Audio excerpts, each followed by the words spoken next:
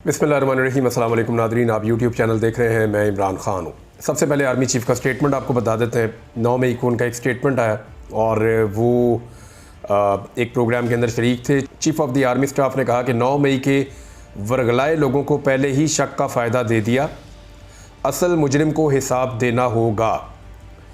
General Asim Munir ने कहा कि सुप्रीम कोर्ट के हुक्म पर 9 मई के वर्गलाए लोगों को पहले ही शक का फ़ायदा दिया जा चुका है, ताहम असल मुजरिम को हिसाब देना पड़ेगा और उनसे कोई डील भी नहीं होगी। तो आर्मी चीफ़ ने भी कह दिया डील नहीं होगी और हुकूमत के साथ इमरान खान साहब डील करना नहीं चाहते।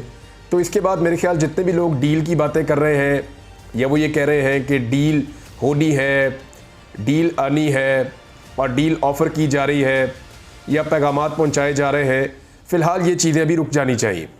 आसिम मुनीर ने लाहौर गैरिजन का दौरा किया और वतन की खातिर कुर्बानियाँ देने वाले शोहदा को खराज अकीदत पेश करते हुए यादगार शोहदा पर फूल चढ़ाए। इस मौका पर कोर कमांडर ने उनका इस्तकबाल किया और आर्मी चीफ ने इस बात पर जोर दिया कि दुश्मन कुव्वतें और इनके सरपरस्त झूठ, जाली खबरों और प्रोपेगेंडा के ज़रिए डिजिटल टेररिज्म कर रहे हैं और मुसल्लह अफवाज और पाकिस्तानी अवाम के दरमियान तफरीक पैदा करने की भरपूर कोशिश कर रहे हैं, मगर कौम की हमायत से इन तमाम कुव्वतों के अज़ाइम को नाकाम बनाया जाएगा। बहरहाल ये आर्मी चीफ का स्टेटमेंट था, बड़ा डिटेल स्टेटमेंट है। जो इंपॉर्टेंट चीज़ें मैंने आपके सामने रख दी। आरिफ अलवी साहब ने भी एक स्टेटमेंट दिया, साबिक सदर पाकिस्तान है। वो ये कह रहे हैं कि माफ़ी मजलूम को नहीं जालिम को मांगनी चाहिए, फ़ौज की सियासत में मुदाखलत नहीं होनी चाहिए, सियासत आपका काम नहीं है। ये कहना मुल्क के 70% लोग गलत हैं, चंद लोग सही हैं, ये कहाँ की मंतक है। उन्होंने इमरान खान से मुलाकात के बाद रऊफ़ हसन और उमर अयूब के हमरा अडियाला जेल के बाहर आरिफ अलवी साहब ये बातचीत कर रहे थे गुज़िश्ता रोज़, और उन्होंने कहा इमरान खान सारी कुर्बानियाँ देने के लिए तैयार हैं, वो पूरी दुनिया में पॉपुलर लीडर हैं। मैंने बानी PTI से हदायत ली हैं, फ़ौज के अंदर जो लोग 9 मई में मुलव्वस थे सिर्फ उन्हें सज़ा दी गई। इस तरह PTI के भी कुछ लोग मुलव्वस हो सकते हैं, मगर पूरी पार्टी क्रश कर दी गई। ये उन्होंने एक नुक्ता उठाया कि और ख्वाजा आसिफ ने भी कहा कि इदारे के अंदर से कुछ लोग मुलव्वस थे। तो आरिफ अलवी ने भी आज कहा कि इदारे के अंदर से जो लोग मुलव्वस थे सिर्फ मुलव्वस लोगों को सज़ा दी गई, और PTI के अंदर अगर कुछ लोग मुलव्वस थे तो बजाय उनको सज़ा देने के पूरी पार्टी क्रश कर दी गई। आरिफ अलवी ने और भी बहुत सारी बातें की और लेकिन मेरे ख्याल में ज़्यादा इंपॉर्टेंट बातें यही थी। उमर अयूब ने कहा कि जी ये जो गिरफ्तारियां हो रही हैं इसकी हम मजम्मत करते हैं। पंजाब हुकूमत जो है वो क्रैकडाउन कर रही है, वर्कर्स की और लीडर्स की गिरफ्तारियां करने की कोशिश कर रही है। IG पंजाब शरीफ ख़ानदान का टाउट बना हुआ है। कल जो कुछ वकीलों के साथ हुआ हम उसकी भी मजम्मत करते हैं। उन्होंने कहा 9 मई वो दिन था जब हमारे 16 कारकुनों को शहीद किया गया और इमरान खान साहब ने आज कुछ खुसूसी हिदायत दी हैं और आरिफ अलवी साहब को अहम जिम्मेदारी सौंपी है। अच्छा, कुछ खबरें ये भी आ रही हैं कि आने वाले दिनों में मुमकिन है कि आरिफ अलवी साहब पाकिस्तान तहरीक-ए-इंसाफ के चेयरमैन का ओहदा संभाल लें। बहुत मुमकिन है कि आरिफ अलवी साहब को एक बहुत बड़ी जिम्मेदारी मिल जाए और वो पाकिस्तान तहरीक-ए-इंसाफ को पूरे मुल्क में मुतहर्रिक करने और दोबारा से उसकी तंजीम साजी को सेट करने और पार्टी को जो है वापस उसके पैरों पर खड़ा करने। क्योंकि पब्लिक के अंदर तो पार्टी है जी, वो तो इलेक्शन में भी पता चल गया। अभी वो चैलेंज भी करते हैं, वो ये कहते हैं, बल्कि एस्टेब्लिशमेंट को कहते हैं कि आप सारी जमातों को कहें कि वो बंदे निकालें। जितने बंदे सारी जमातें मिलकर निकालेंगी, जितने हज़ार, हम उतने लाख बंदे निकालेंगे। ये पाकिस्तान तहरीक-ए-इंसाफ के लोग दावे करते हैं। वो निजी महफिलों में भी कहते हैं कि 2-2.5 लाख 4 लाख का जलसा करना हमारे लिए अब मुश्किल नहीं है, हम बड़े से बड़ा जलसा कर सकते हैं, हमें सिर्फ थोड़ा सा मौका मिल जाए। और हम तो चैलेंज करते हैं कि कोई भी हमारा मुकाबला करे पॉलिटिकल पार्टी। इस बात का तो उनको है कि अवाम के अंदर मकबूलियत बहुत ज़्यादा है। और इमरान खान साहब ने जो कहा उनका पैगाम बाहर पहुंचाया उमर अयूब साहब ने। उन्होंने कहा जी कि लंदन प्लान के तहत 9 मई का मंसूबा फ़र्द वाहिद का है। बानी PTI ने कहा कि 9 मई में इदारा मुलव्वस नहीं था।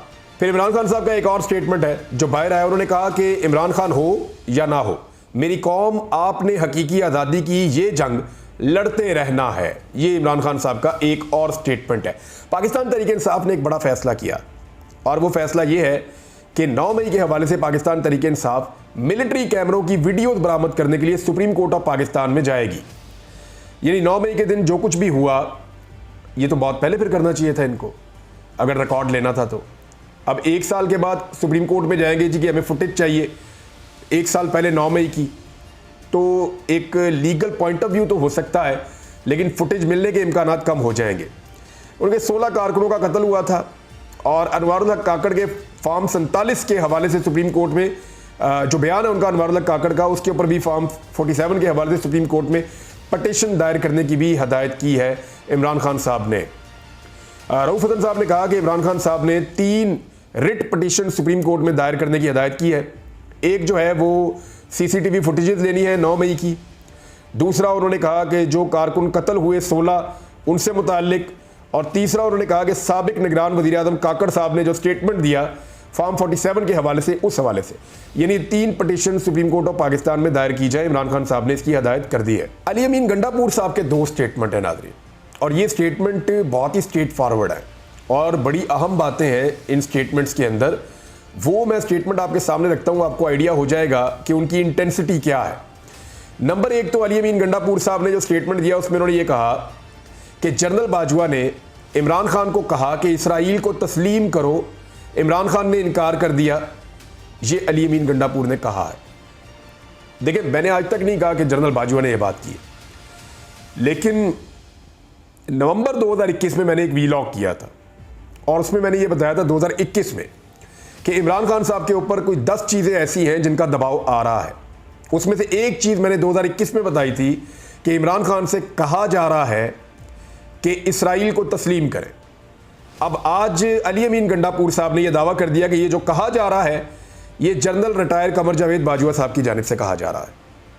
और भी कुछ चीज़ें मुस्तकबिल में सामने आएंगी, आपको पता चलेगा कि कौन उस वक्त क्या कर रहा था, किसका स्टेटमेंट क्या था। ये आहिस्ता आहिस्ता लोग बोलना शुरू होंगे। लेकिन अली अमीन गंडापुर साहब ने यह बहुत बड़ा इंकशाफ किया। उन्होंने कहा जी जनरल बाजवा चाहते थे कि इमरान खान इसराइल को तस्लीम करे, इमरान खान ने इनकार कर दिया था। ये नहीं वो बता रहे थे कौन सी वजूहात हैं जिन बिना पे ये सूरत हाल ऐसे हो गई। और एक और चीज़ कही अली अमीन गंडापुर ने, उन्होंने कहा कि जनरल बाजवा ने इमरान खान से 6 माह की एक्सटेंशन मांगी, बदले में तहरीके अदम एतमाद वापस लेने की ऑफर की। यानी इमरान खान साहब के खिलाफ जो तहरीके अदम एतमाद आई थी 8 मार्च 2022 को, वो वापस लेने की ऑफर कर दी थी जनरल रिटायर कमर जावेद बाजवा ने कि वो आपको वापस हम दे देंगे, आप 6 महीने की एक्सटेंशन दे दें। ये अब अली अमीन गंडापुर साहब ने एक और दावा किया है। ये खबर इस तरह से नहीं मुझे पहले पता थी, लेकिन ये चीज़ें तो बाहर आती रही है कि एक्सटेंशन के लिए शायद कोशिशें भी हो रही हैं, ऑफर्स भी हो रही हैं, डिमांड भी हो रही है, लेकिन इमरान खान ने इनकार कर दिया था। ये अली अमीन गंडापुर कह रहे हैं कि जनरल बाजवा ने कहा 6 महीने की एक्सटेंशन देते हैं तो आपका जो तरीके अदम एतमाद है हम ख़त्म कर देते हैं, तो इमरान खान ने इनकार कर दिया था। परवेज़ खटक आए, मेरे साथ खाना काबा में आकर बात करें और इस बात की तरदीद करें, क्योंकि अली अमीन गंडापुर के मुताबिक परवेज़ खटक इस बात को जानते हैं। अच्छा, ये तो एक स्टेटमेंट जो है वो इरफान सदीकी साहब ने भी दिया। ये अली अमीन गंडापुर ने कोई नई बात नहीं की। इरफान सदीकी साहब ने कहा कि एक स्टेज ऐसी आ गई थी कि जनरल बाजवा ने यह भी कहा बाद में जो PMLN की हुकूमत बनी कि अगर मुझे एक्सटेंशन ना दी तो मैं मार्शल लॉ लगा दूंगा।